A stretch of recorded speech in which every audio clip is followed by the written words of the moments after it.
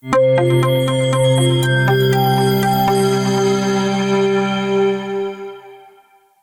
I've been going on and on about how posterior palatal seal area is so important, how you have to record it if you want the best of retention, but I never told you how you have to record it. Don't worry, that is what we are going to cover today. Hello everyone, I'm Dr. Riddhi Lalan, prosthodontist and author of our mind map book, and today we shall be taking PPS forward with learning the techniques to record it. So the techniques are broadly divided into three types: functional, semi-functional, and empirical, which is also known as arbitrary scraping of the cast. So when I say functional, what comes in picture is the fluid wax technique. Now fluid wax technique is not routinely done because it is a very technique sensitive. So let's take a look at what are the waxes that are used. It is the Iowa wax, HL, physiologic paste, Korecta wax and Adaptol. So how can you remember this? You can remember it by IKEA. Alright. Where I stands for Iowa, K for Korecta, E, H and L together will be E. This is something that you would have to compromise, and A, which is Adaptol. So these are the four waxes. These are asked multiple number of times in NEET examination, and it can be asked for your Viva as well.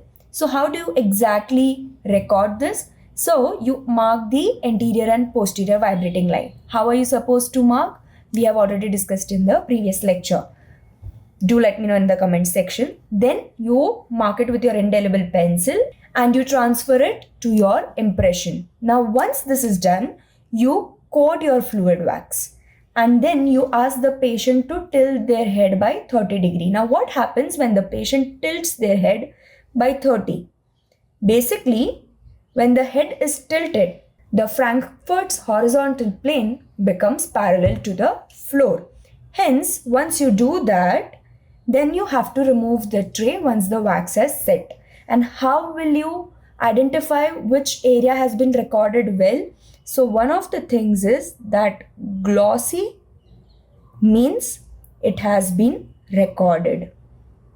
Do not confuse, okay? I know in the clinical section, you actually use border molding. Border molding on the other hand will appear matte. But you have to remember that fluid wax has the property to be shinier, right? So it should appear glossy. Now this is the unit. Can you see? This is the wax heater. You take your paintbrush and you paint it onto the PPS area. You put it into the mouth and let it set for a good amount of 4 to 6 minutes. And you identify if it has been recorded well or not. Then we move on to the simplest technique that we have been doing it. I know you will not agree when I say it's the simplest because everybody is afraid of final impression and border molding. When I was in my college days, even I used to perspirate on the name of final impression. But if you know the anatomy well, you should not be in this situation. So what you have to do is, you have to mold your borders. And for that, you have to perform all the movements. Outward, upward, inward, forward. Can you recall? Exactly. So all of that eventually helps us to actually get the borders correctly. Then you use the low fusing modeling compound. What is this? This is nothing but a green stick. You soften it over the flame. Once it becomes workable, you apply it onto your borders. You put it in the mouth and you mold. You mold the muscles well such that you record everything properly. Now there are two ways. It can either be single step or it can be sectional. And you have to understand that you can always add posterior palatal seal at the end. Again, you ask the patient to tilt the head, you let the material set, remove it outside the mouth and inspect it by seeing if you have obtained a matte finish. If yes, you're good to go. Now we come on to the least accurate but most difficult. Why do I say it's most difficult? Because it has 7 techniques and it's difficult to remember. So who comes to the rescue? Yes, it is nothing but the mnemonic. our Bollywood characters. But before that, let me just explain what is meant by arbitrary scraping technique. So when I say arbitrary scrape, arbitrary first means that you are just doing it on an estimate. You don't know. Now we know that PPS is lying onto the soft palate. So I can exert as much as pressure as I want. A sponge can be compressed by 0.5. It can also be compressed by 6 mm.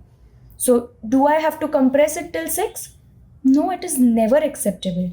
So all the authors came up with different techniques. Everybody was vouching for their own technique. Let's just divide them into two groups, okay? One is the beader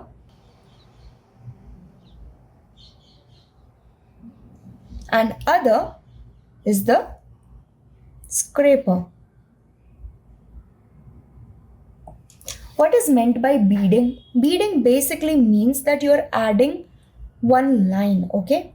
There's just this thing that comes at the end and you scrape it such that when you bead it, it's actually going to create one elevation into your denture because the cast is being scraped. So acrylic is going to flow and resemble as an elevation.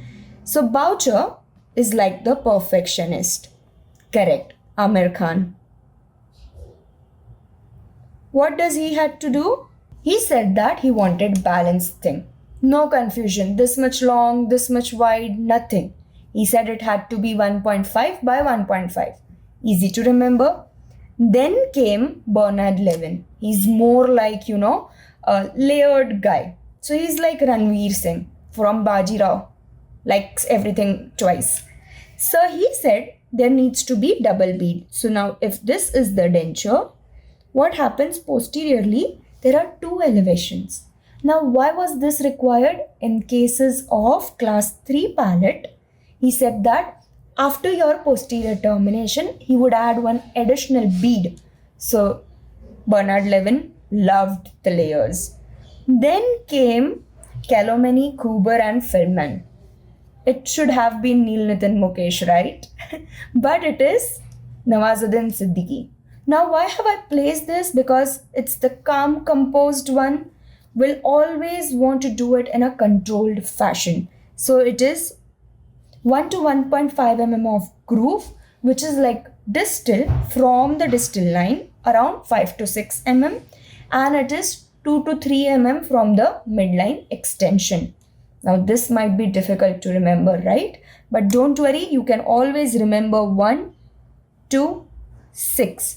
1 to 1.5 groove, 5 to 6 mm at the distal, but midline will come in picture, so we have put 2 in the middle. Now the scrapers, they come, they want to scrape the cast in one particular, let's say shape or anything. So Hardy and Kapur, just like Salman Khan, what does he want to do? He wants to dug or scrape in the center.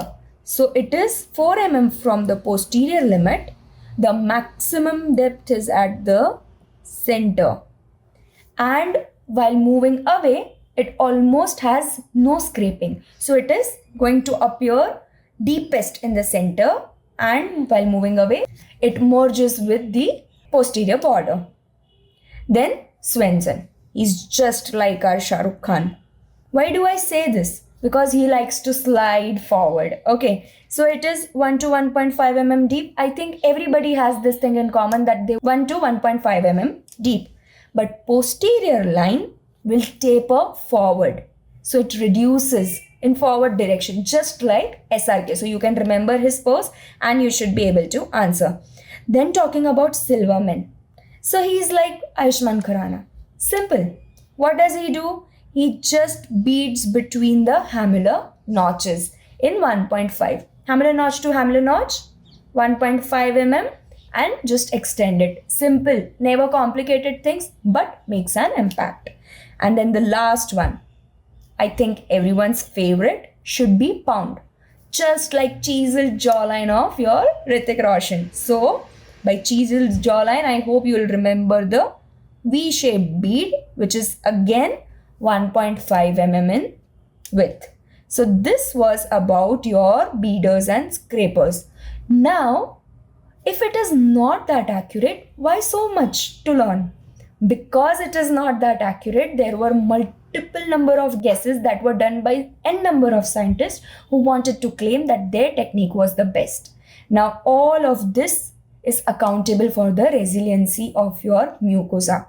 If that would have been one determined thickness that can be compressed, it would have been easier. But despite of this, which one is the best now, I'll ask? It depends completely on patient, on an individual. Why? Because the amount of resiliency, the amount of movable and freely movable tissue, or the junction of hard palate and soft palate, will differ for everyone. It cannot be same in all the cases. Hence, this was the confusion. So you can just remember the final thing by brother sued his sister because she called him a pookie. Nobody likes the Korean one. So the brother here is Boucher. He sued Swenson's, his sister Hardy and Kapur. The sister here is Silverman. Why? Because Bernard Levin called Calumny Kuber-Feldman or Nathan Mukesh Pookie. Pound's technique. Okay. Again, one more trick to remember Calumny, Kuber and Feldman technique is that 3 authors, 3 things that they have told. Okay. So this was about methods of recording. You can expect a question to come up as define posterior palatal seal area, write about the anatomical features and describe any one of the technique in detail. So let's see what is the main disadvantage of conventional scraping technique for recording posterior palatal seal. It is operator control. Again, just like I said, 1.56, whatever, it is operator control. There can be over post damming, under post damming, because the displacement cannot be guessed. So this is one of the reasons why arbitrary scraping is not preferred. Even because it's easier than the fluid wax technique, but if I have to compare the accuracy, I will not put arbitrary scraping technique forward. Moving to the MCQ. Which technique of recording the posterior palatal seal is considered more physiologic because it records tissue under functional movement? Now, which technique was it? Arbitrary scraping. It is not related to functional movement. Cast relief again is arbitrary scraping's other name. Functional recording using low fusing compound or elastomer, or beading of the impression tray. So I know that it is the functional recording using low fusing compound or your elastomer. This technique is also known as semi-functional technique. The border molding that we do routinely. So if you have understood posterior palatal seal area, go attempt writing a question down in your notebook and evaluate yourself and watch the next video. Don't forget to like, share and subscribe.